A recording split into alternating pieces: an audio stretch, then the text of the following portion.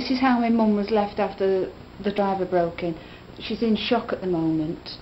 I arrived back a few minutes later and took the photographs. This is all the shards of glass, the debris, as the authorities put it. They left your mother in the debris, but we couldn't care less. This is the second break-in through the living room window, where the perpetrator went in to my mother's bedroom and trashed antique furniture. The other was through the front door again a few nights later. These were the driver's actions. He was 45 minutes early. He left Mum in a now unsecured house where anyone could walk in. He had no idea when I would be back. This is what the inspector said at Cheadle.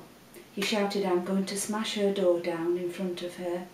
He asked if he could leave her sat on a wall, which was just 18 inches high. He pulled her across the road and back until she was terrified and unstable on her feet. He smashed the glass using her handbag with the key still inside it, and he left her in a dangerous environment and drove off.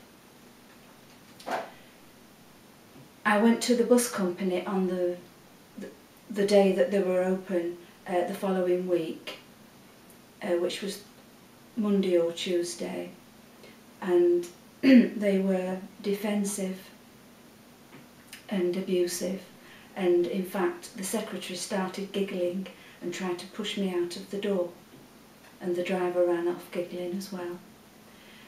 In other words, they made a joke out of it. My mother was sat there in the car outside the door, but neither of them said they were sorry. I went to the police station and they said it was breaking and entering. A police lady phoned me that evening. Collar number was 12133, and she said, "It's breaking and entering and we want to get it sorted out as soon as possible." The next day a police lady came to see me who did not inspire confidence. I told her who the main witnesses were, especially the gardener. She went away and apparently did nothing. She saw her supervisor, who was extremely biased towards the driver, and 2 weeks later nothing had happened. In the meantime, I phoned the manager of the company who'd been on his holidays and told him what his driver had done, and he said, "Well, it highlights the fact that your front door's not very secure." This was the manager of a company who was transporting vulnerable people every day. And then a week later, as nothing had happened, this was 2 days after the incident, 2 weeks after the incident, I phoned the manager again, and he said, "No, we're not saying sorry or paying for the damage, because the police have told us we've done nothing wrong." So I said, "Well, I'm reporting you to the Charities Commission and the Social Services, and I'm going to get the investigation restarted." A few nights later, somebody started watching our house at night, and then 3 weeks after that we were broken into another 2 times when Mum was on a week's respite. We were still having the bus from this company, but only in the week, because they'd withdrawn the service at weekends in a defensive move and actually broken the law under the Discrimination of Disability Act. They withdrew the service on Saturday and Sunday. But as we still had it in the week, we had to inform the company that Mum was in respite for a week. We had 2 break-ins that week, and the inspector put it down to intimidation. The first break-in, the person broke in and trashed antique furniture in my mother's bedroom, but left empty-handed, didn't take anything. No valuables, no hi-fi equipment, nothing. They just came in, trashed antique furniture in my mum's bedroom, then left. I phoned the police lady to see what was going on and made an appointment to see her. I went to the police station and I said, "Why have you told the company that the investigation is finished. I said, have you interviewed the main witnesses? Yeah, the family across the road and their gardener. And she said, no. I said, well, hadn't you better do that first then, before telling the company the investigation is finished? So she said, I will. I'll interview one of them shortly. While I was there, they accused me and made me feel like the criminal. She said to me, the driver said you were late, Miss Blood, and why would the driver lie? I said, well, why would I lie? I'm not going to lose my job. I then told her that she'd got to interview the main witnesses and left. And as I was leaving, her supervisor pointed his finger at me and said, you should have been there. This was before they'd done any sort of investigation whatsoever, and they hadn't even found out that the driver was 3/4 of an hour early. And I was actually shopping in Cheadle at the time for specialised clothes for Mum. And I didn't have to be there at all, not when he's 3/4 of an hour early. Then a few days later she interviewed one of the witnesses opposite, and then she came on our drive and actually witnessed me Mum find the key in her purse within 5 seconds.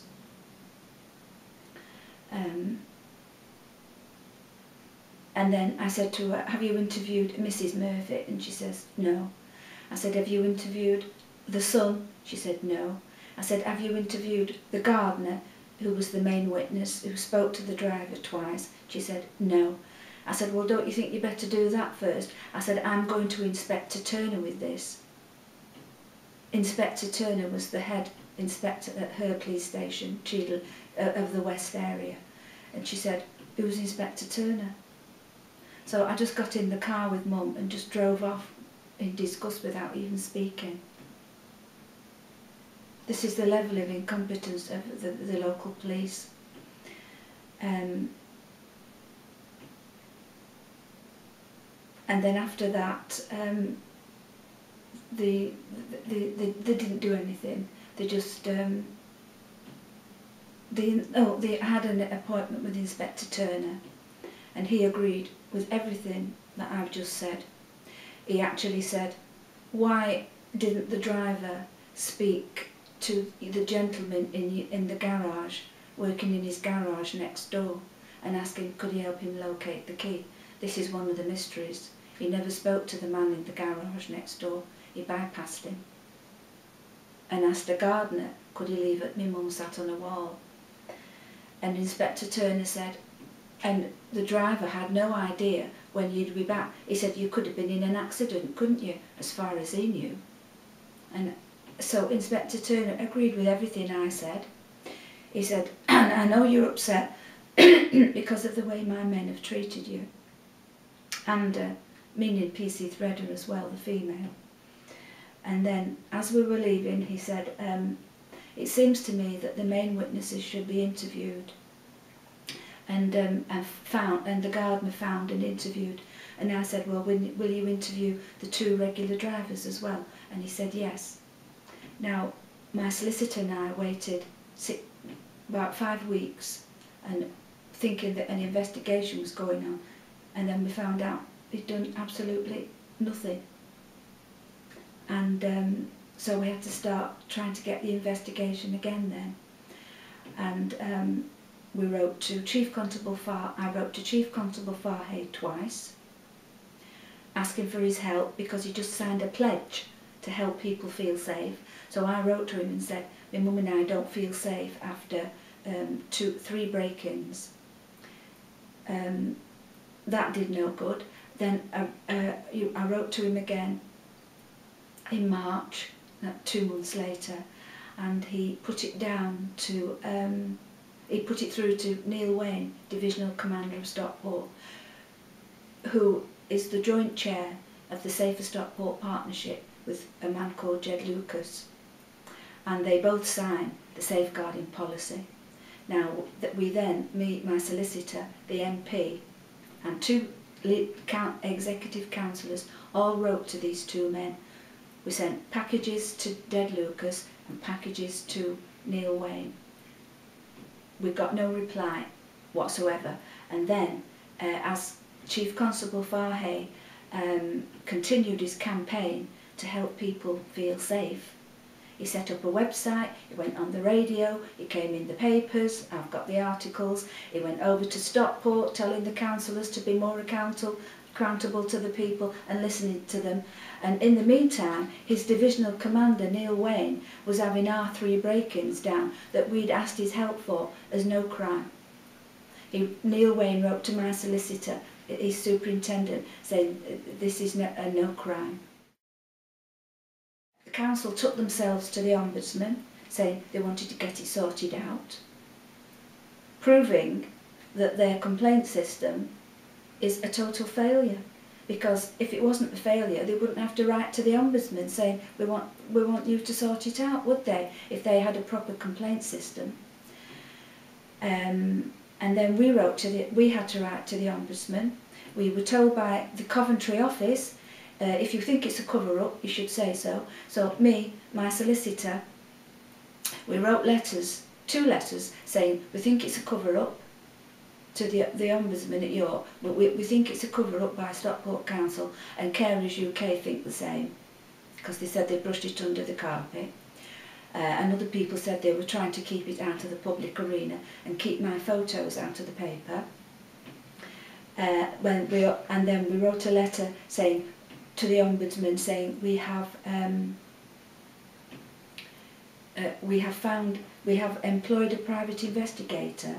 My solicitor and I have employed a private investigator and found the main witness and got a witness statement from him, which we enclose for you. And if we uncover any more information, we will let you know. Now, my mother had just died after an accident in one of the council care homes. And 2 weeks after this, my solicitor was sacked and his office closed down. And the Ombudsman at York, they deleted my tape telling them about the death of my mother in the council care home. They deleted it. That's just a bit of the story.